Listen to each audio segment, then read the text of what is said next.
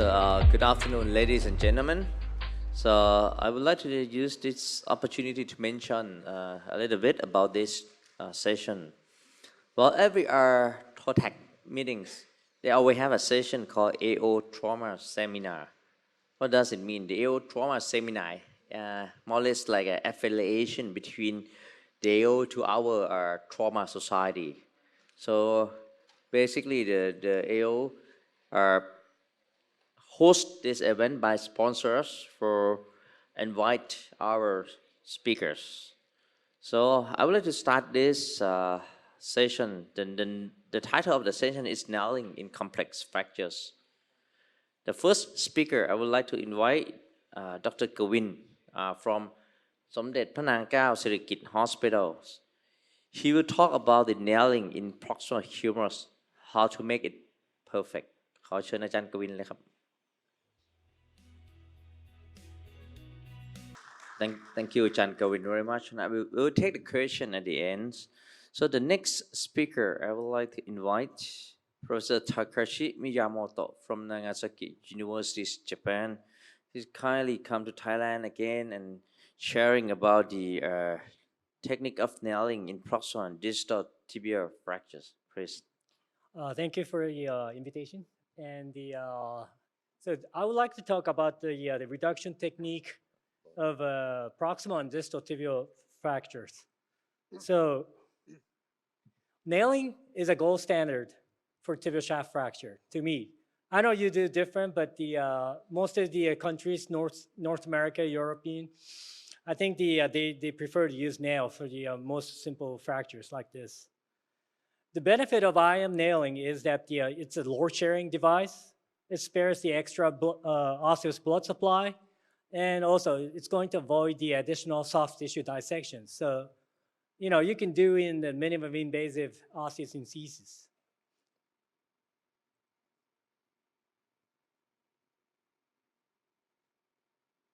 Oh, yes.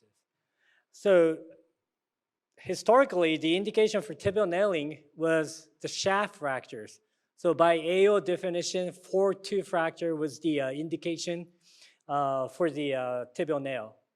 And the reason for this was they had such a high percentage of deformity, especially when the proximal 1/3, they had like 10 degree or more in 1 in 3 cases.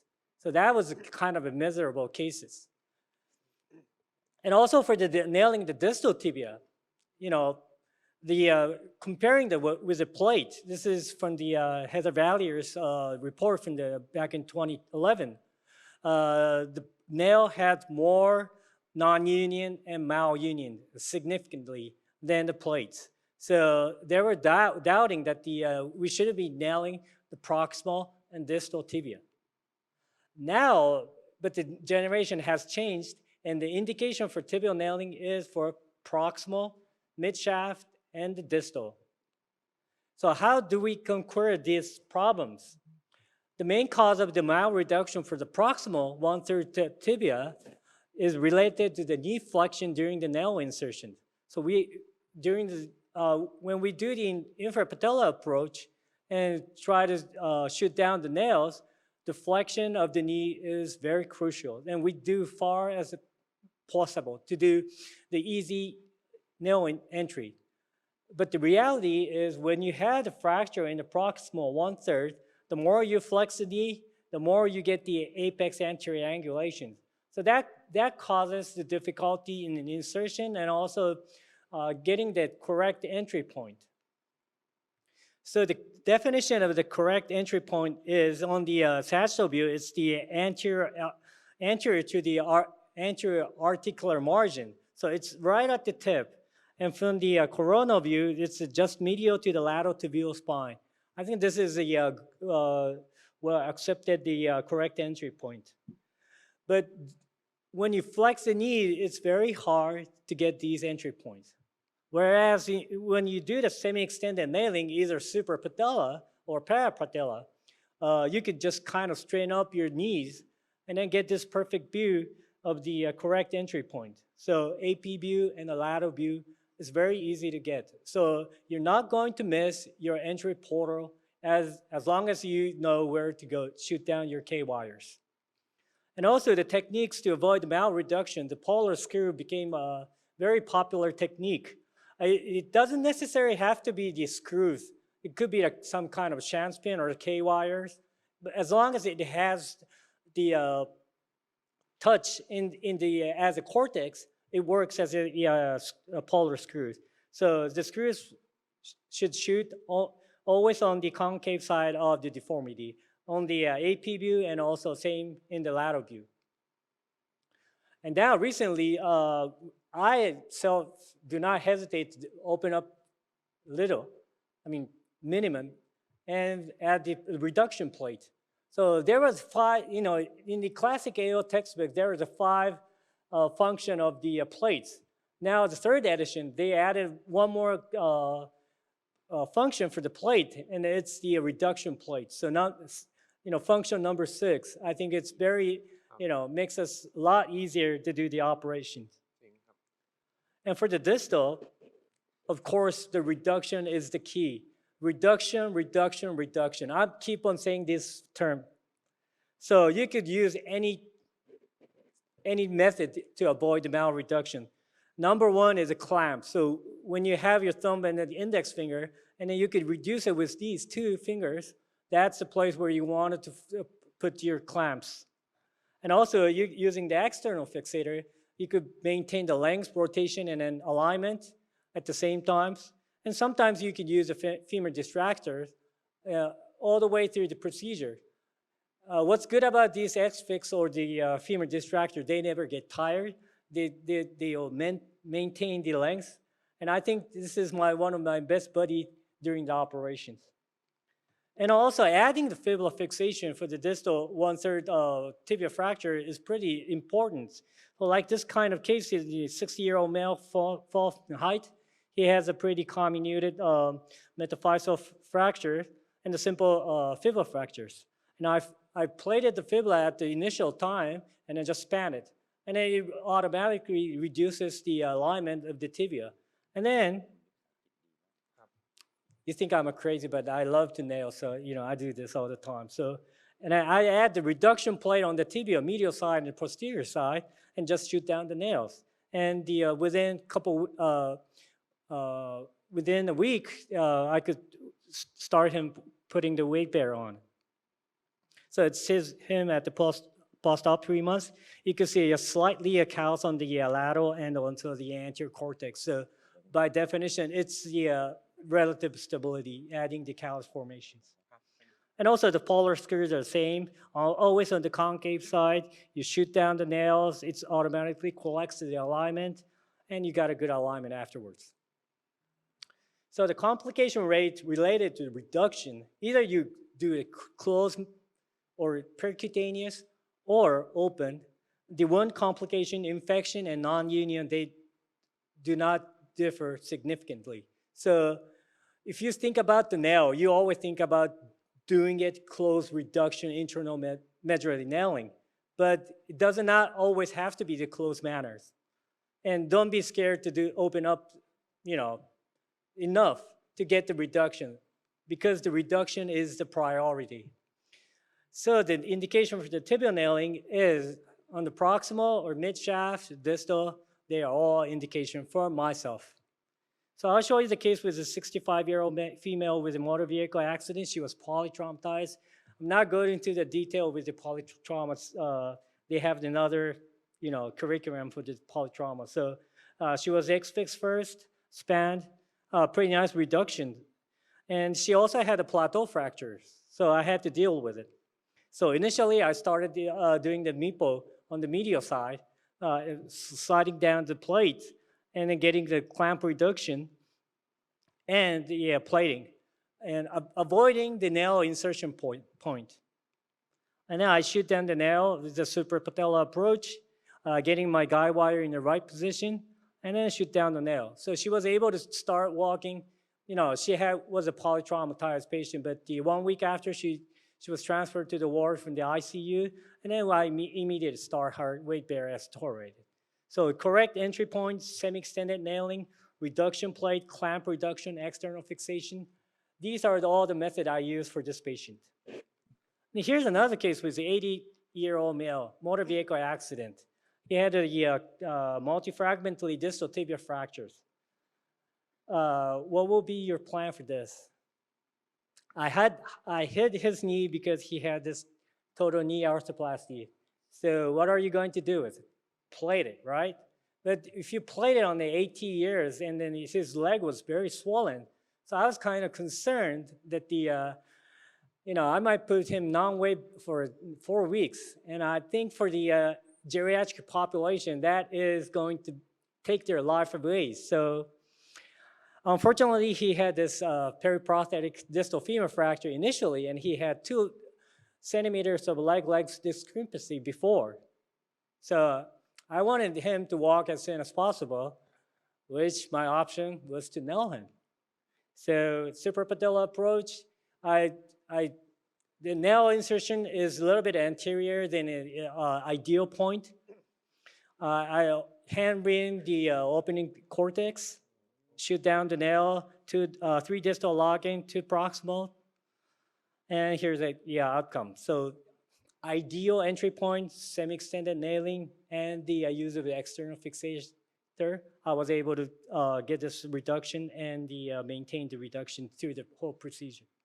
So this is him at 6 weeks. I started weight bearing on him about a week after. In 6 weeks, he was able to walk, although he had the limping, but it was as normal before the injury, and the solid union at the 6 months. So my take-home message for the proximal and distal 1/3 tibial fracture: correct entry points, semi-extended nailing, polar screws, reduction plate, fibular fixation, clamp, external fixator, femur distractor. You got to know your reduction tool. Thank you.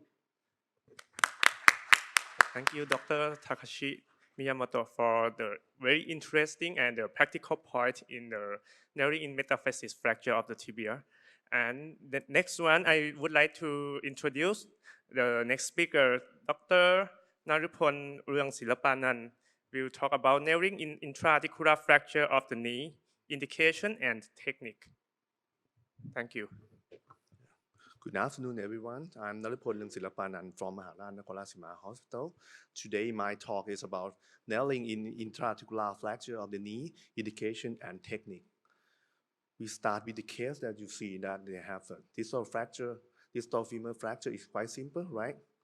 And the proximal tibia fracture that everyone in this room may be managed. This case by nailing or plating, maybe 50%, right? But if you turn to like this case, or tibial plateau fracture shaker 6, maybe not even think about nailing, right?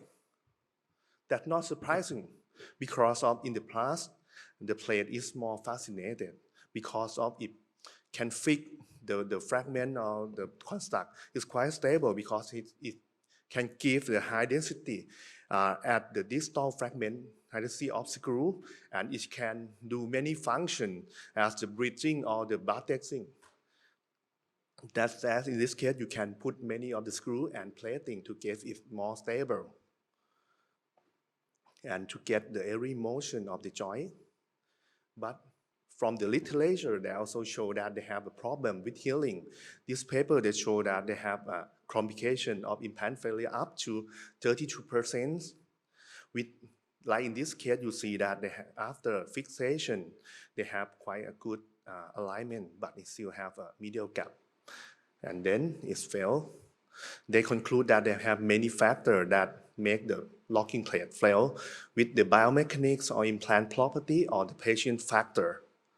We emphasize only the biomechanics. They have many of the literature, such as in this one, experiment with probabilistic analysis. They show that the plate they have unfavorables in biomechanics by they give much the moment arm than the nails that have superiority in biomechanics. From the literature, they say that the locking pairs have probability of failure up to 21.8%, than intraperitoneal is quite low. That's why maybe we reconsider the next the intramural as the option for treat the intraocular fracture.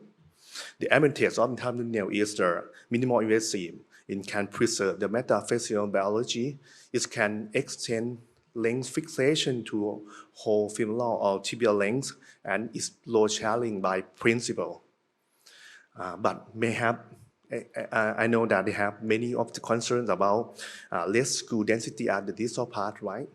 But they have new modern nail designs, like in this picture, they show that you can put much as screw more than in the old one, and they have a newest design. They have the attachment plate with the locking interfragmentary screw that make you more confident when using in interarticular fracture also.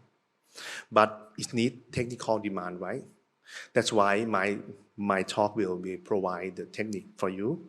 The first of you have to select the suitable case for using nail. Mostly we will perform the case with diaphyseal fracture extension or the segmental fracture. With the beginner should be simple articular fracture and B-type fracture also, which they have advantage in the high risk of the wound complication patient as diabetes, morbid obesity, or thin skin. But if you put in the nail in, but it's not stable enough, you have to have the second plan with the combined implant that the patient that have a risk for use the combined implant should be poor bone quality, unable to protect weight, that have poor compliance to can't use the non-weight bearing, or you have to just augment and the fat or the big habitat of the patient. The research or the study also show that they have quite a promising result by quite low of the non-union rate. And if you put the nail, you can have a sequence to put the nail first or the plate first. But if you put the nail first, it's quite easiest way to do. For the nailing femur technique, it's quite different from the sharp nail. The patient is on supine position with bumping at the posterior of the knee to relax the deforming force by hamstring. And then the first thing they have to do is to reduce articular fracture with interfragmentary screw. The key word is to put the interfragmentary screw quite anteriorly because of the nail trajectory is quite posterior. And then use the Weber cam or the blocking wire to maintain until you rimming and put the nail in. Like in this case, it show that the nail trajectory is quite posterior to beneath to the posterior cortex. That's why we need to fixation of interfragmentary screw quite more anterior. And at the final, you have to see that you have to check the distal part should be as low as possible, but it's not should be low as possible to get more screw at the interfragment screw to keep the high density of the screw, and should not overhang to the cartilage to get the anterior knee pain. And if the Hoffa screw interrupt with distal screw, you should reposition that. And the last thing that to do is to check they have an adequate leg length and rotation, and after that you put the proximal screw in. For the tibial, they have quite just a little bit different in interfragmentary screw that should be more posterior because of the trajectory of the nail is more anteriorly. And then you should put the plate to fixation first to correct the deformity is the valgus procurvatum and posterior translation, like Dr. Takeshi say. And then you choose use a semi-extend position to give more favorable for fluoroscope in AP and lateral to get the correct entry point. And then put the proximal screw as much as possible to get it at a construct more stable. That in this case, you see that they have a fracture tibia palatal and sharp of the tibia also is we call bifocal fracture. In the case with the semi-extend position and reduce the articular surface and put the plate in and spare only the anterior part of the screw to put the intramedullary nail in, and then finish it all the screw after putting the nail.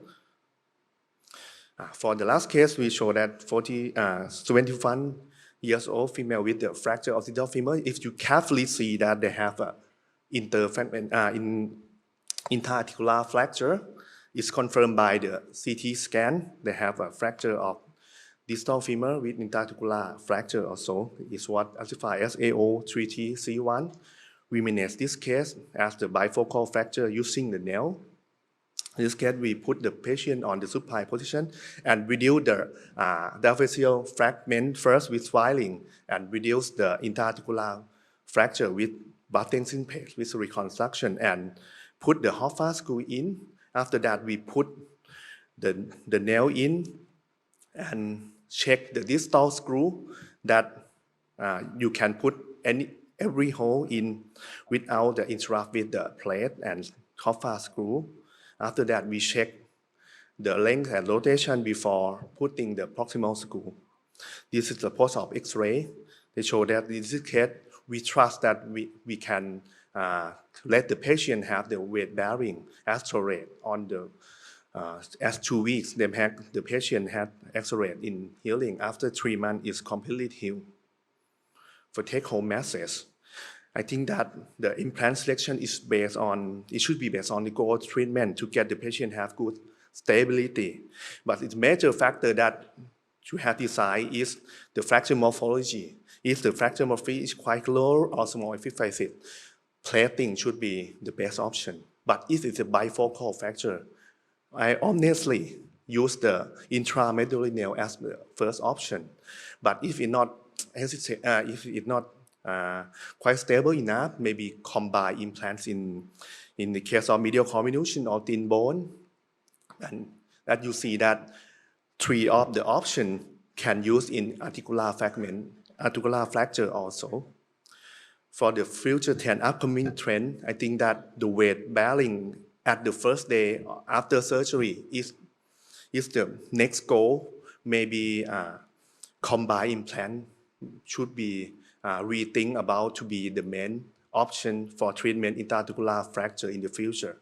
Thank you. Yep, thank you, Chanarapon, very much. Now I would like to re-invite Professor Takashi come up on the stage again. He will talk about the segmental femoral fractures, how to nail these fractures. Please. Thank you. So nailing segmental femur fractures. So you got to know the tips and tricks, and if you know it, it's not that difficult as you think. So the learning outcome after my 10 minutes lecture would be the goal of for the segmental femur fracture is to restore length, rotation, and alignment. Understand the pros and cons of the intermediary nailing. So there's not always the benefit of the intermediary. There's always cons. So if you know that, you could kind of overcome that. And once again, reduction is the key to success. So it's not the nail that is going to provide the fixation. It's your reduction. So you cannot blame on nails, right? You got to blame on your own technique. And I want you guys all to understand that the open reduction is not a crime. So if you open up, it's okay as long as you get the good reduction. People just say, I did it with this small incision, and then look how soft tissue friendly my operation was. It really doesn't matter if the reduction is bad. So opening up the open reduction is not a crime. So I'll start with a case with a 60-year-old male, motor vehicle accident. He was on dialysis due to chronic renal failure. So we'll go over ATLS protocol, primary survey, okay, secondary survey. He had this femur fracture, multiple rib fracture without the frail, and the brain contusion. So the emergency medicine, cleared him to go to the operation. So if he comes on the daytime, my plan is always to fix initially. And then when he comes after hours, we're just giving him the fascia iliac, a compartment block. And then, I don't do the skeletal traction. I just place in the back slab. And then next day morning will be my case for these kind of a patient. So what are your plans? Option for fixation, plates. Yeah, you guys are good in plating, so nail and external fixation, skeletal traction, etc. Blah blah blah. But whatever you do, the goals for treating femur shaft fracture, you got to restore the length, rotation, and alignment. So this is the must. So for the length, if you have the comminution or the segmental fracture, you cannot really decide pre-op, right? So you always have to take the contralateral side and then measure it off. We have the digital template, and this marker just kind of knows what is distance between those markers and the bone. So they could just fit it perfectly. So if you just measure it, you know what kind of length of the nail you got to be prepared. The rotation. When you go to the AO course, everybody will say, yeah, how do you manage the rotation? Yeah, I do see the lesser stroke shape sign. And I've done that. And lots of times I get fooled by the lesser stroke sign because I wasn't doing properly. What do you mean by properly? It's patella forward or knee forward is very difficult to understand. So what I do now is I always get the true lateral side. So all the condyles are matched in the distal portion and on the posterior portion. And I see the Blumen's line very clearly. And then I flip my II 90 degree from that position, and that will be the true AP knee view. So you know how the fibula is striking the lateral cortex of the tibiolateral cortex or not. And then I go all the way up to the hip, and this is my AP hip view. So that's my definition when you use the lesser stroke sign. If you don't do that, you could be always tricked by the lesser stroke sign. So I do this, and then I also record, and I print it out, and then just tape it on the II before the operation. And then I could, guarantee my reduction is okay or not by using this lesser stroke sign. It's very easy once you do that. But if you don't do that beforehand, I think it's going to cause some trouble. And also, I check the range of motion after the operation, internal rotation and external rotation afterwards, and then compare with the other side. So always that is a must. And the alignment you could see on the II, but always on comparison, just watching the leg, how long is it short, long, or it has a rotation. And also I check for the femur neck fractures and the knee ligamentous injury at the same times. So the nail or plate, I mean, it really doesn't matter if you do it, as long as you do it right. But again, I think the nails are the gold standard because it's a load sharing devices. It's going to spare the extra osseous blood supply and soft tissue friendly. But most of all, it allows immediate weight bear as a tolerated. So I'm pretty confident if I put shoot down the nail, I let the patient walk as soon as possible. I never put partial weight bearing, especially for the geriatric population. They will never follow your advice. Either they'll put it on 100% or 0. Usually it's 0. But the cons of the nails, you can lose your reduction by nail insertion. So most of the nails now, recent manufacturing is a greater stroke entry portal. And all these nails leads to barrus of the proximal fragment. So whatever you got a good reduction, after your nail insertion, you're going to have a kind of a varus deformation. And that's very problem because you have a high tensile forces coming onto your lateral cortex, and it's going to cause a non-union or the breakage of the implants.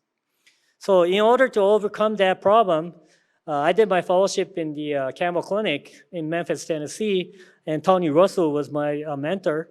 And I learned from him that the slightly medial entry point, if you do that, you can avoid the varus deformation, and also you're going to save the gluteus medius maximus tendon. So those two are the benefit of this slightly medial entry portal. And people would say, why not use the piriformis faucet? Those nails are not available in Japan, so I use this technique. So what's my plan? As you can see, of course, the nail. So how to do the nails? I almost never use a traction table because I always have to fight against the gravity. I place the patient on the lateral decubitus or the sloppy lateral, and get the control. So if you have like subtroch fracture, it always flex it up, externally rotated, and abducted, right? So if you just flex your hip, it just kind of neutralizes those flexion power, and then you after just placing the patient in the lateral decubitus, you're gonna get these kind of reduction very easily. And then you could put the K-wire as a joystick, and you can control the proximal fragment in order to get the right entry portal. And if I get the right entry portal, I just open up only for the proximal femur, only for the proximal segment. And then I introduced what I call the reducer. It's just a stick that is cannulated, so I could throw my guide wires through it. And then passing down the lane, and so passing down all the way to the middle segment. And for the distal fragment, it's same as the femur shaft fracture. So getting it done, shooting down all the way down to the knee. And then at the final moment, I open up a little bit on the lateral side and clamp it and get the reduction. And then every single procedure is done under the clamp reduction. And then for the distal fracture, it's same as a shaft fracture. So you could kind of manually reduce it and advance the nail. And shoot down the two screws in proximal and distal. And here's a patient post-op day 5. He's still limping, but this is weight bear as tolerated. So as long as, it doesn't matter, it really matter, it's a segmental or comminuted. If the soft tissue is okay, I let the patient walk weight bear as a tolerated. I don't say to put 100%, but they will do it their best. So take-home message from my talk would be, whatever you do, restore length, rotation, and alignment. And then if you want to do the reduction, I think you should tackle from the easiest part. So, and the advantage of IM nailing is immediate weight bear as a tolerated. Use whatever method to achieve reduction. Closed reduction is not a must. So, opening up is not a crime, so keep that in mind. But whatever you do, the priority is always the reduction. Thank you very much. Yep, thank you very much. So, Dr. Takashi, I would like you to stand there and take some questions from the floor. Any questions for Dr. Takashi? Any questions?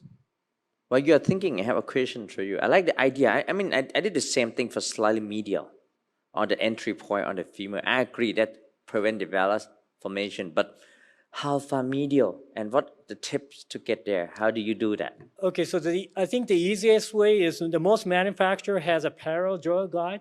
So your number one K-wire is shooting on the very tip of the greater trunk, only for 5 millimeters.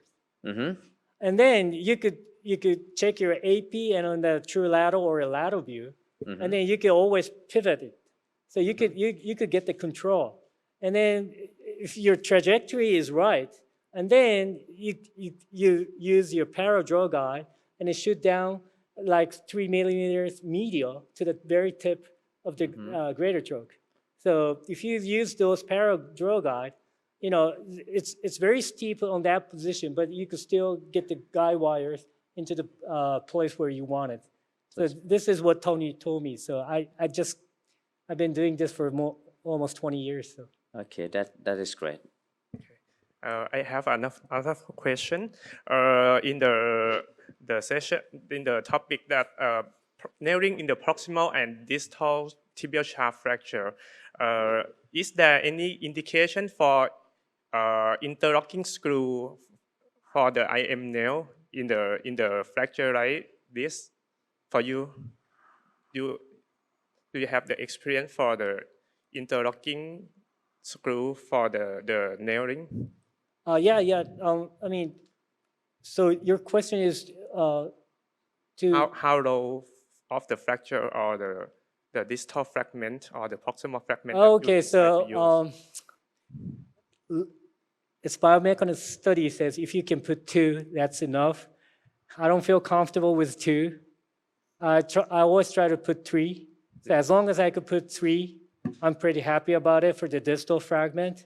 But if I'm concerned of it, I do not hesitate to put the additional reduction plate just to control the rotation. So for the main purpose of the weight bear, I think 2 or 3 screws is enough. But for the torsion, I think we need a little bit more stability than 2. So in those cases, I add the mini plates. Okay. So it's same in the proximal. Yeah. Thank you very much. Any more questions? Ajahn Chai, please. So in case of segmental fracture of the tibia or femur with very short middle fragment, so how do you limb? Because when you limb, the middle segment usually spin Yes, around. right, You exactly. use something to hold, or do you have any tricks? So for the tibia, you could just put the clamp on it and then, just hold tight. And then don't go too aggressive on the reaming. If I could shoot down 10, I think that's enough for the segmental fractures. So I don't ream so hard all the way up to like 12 or 13, but I try to just to minimize the reaming, because once you get your hands off, your middle fragment will be just turning around with your reamers. For the femur, I put either K-wire or shank spin, and then hold it tight when you're passing. And then if you do not have to necessarily ream all the way through, if you're past the isthmus, and I just tap down the nail. So always get some kind of a fixation before you ream. I think that's the important part. Thank you, Sam. Chandile. So last question for you. For this session, right? No, for him. We have questions for our other 2 speakers. So thank you for your nice talk. So I would like to ask about the question about the case that you present on the tibia fractures. For the distal tibia, we have a prosthesis on this. I'm not sure that is there any particular purpose that put the nail a little bit short and put the cap a little bit long? Is that for protecting the impingement of the prosthesis, or is there any particular purpose? Typically, I would not put the end caps on, but that time, I was concerned about the nail tip hitting the prosthesis, so I went short. But after taking the II, it was way short. Okay. So I want to be a little bit more comfortable. So I don't know what that, the end cap, the 2 millimeter end cap means, but maybe it could avoid the fracture on the anterior wall. Sometimes that happens if you just have a big hole and your nail is sunk down. So, but I have no idea, but yeah, that's what I did for it. So not a huge purpose for that. Thank you. Yep. Thank you very much, Dr. Takashi. Thank you very much. Well, now we have a question for both of you, Dr. Kawin and Dr. Narupon. So I think nailing in proximal femur and proximal tibia is kind of challenging. I never done that, and I felt like that when I'm gonna do that, it might burst the fractures. Did it ever happen to you, and how do you prevent that? Let's start with Dr. Kawin first with the proximal humerus.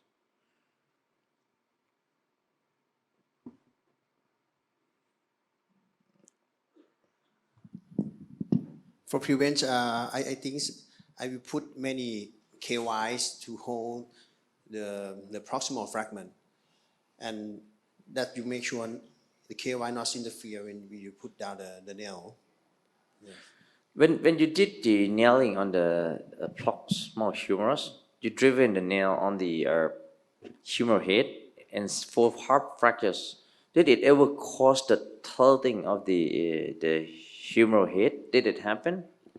Yeah, if the head is rotated, you can put the Y to fix with the glenoid to hold the head in stable Okay. or put the nail in. Yeah. So basically, you pin them up to the glenoid to get it stable. If it's not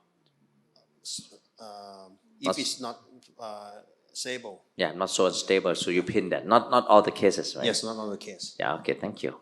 That's a good trick. I learned something. Well, Dr. Naripon, how about the proximal tibia? Did you put the plate first and then nail, or you just temporarily fix and then you nail it later? I mean, plate later. Sorry. Thank you. I normally put the plate in before putting the nail. Then it's different, quite different from distal femur that mostly we put the nail in and then plate. Yeah, because of the proximal tibia is quite combination, and its plate is the specific to fixation. Means mostly is have the burst or it have the shearing force. The plate is more suitable, and if you put the plate before the nail, it make the life easier. Yeah. Okay. Yep. I think it's the end. We come to the end of the session. Thank you again for all three speakers. I would like to invite three of you to come up on the stage and have the photo together. ถ่ายรูปให้หน่อยได้ไหม